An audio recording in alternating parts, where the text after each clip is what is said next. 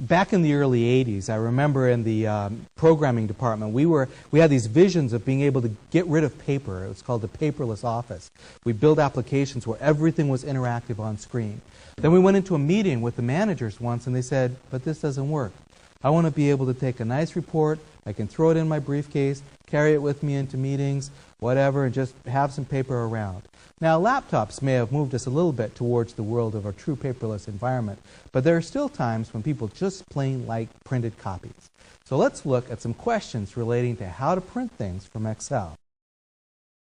The first question, surprisingly enough, is how do I print a worksheet? That seems pretty easy, but there's a few tricks to it. Let's see how it works. The easiest way to print a worksheet, assuming that you want to go to the default printer and print the active sheet, is to simply go up here to the print button and print. It prints the sheet and you're done. If you want to look at what you print before you do, so if there's any changes you can adjust them without wasting paper, there's a button right next to print called Print Preview. When you click this, you see a preview of what the page would actually look like. If it's a little bit too small to read, you can click the zoom button to zoom in and see a little bit closer what it's going to look like. To close the preview, you can just click close and get back to where you were.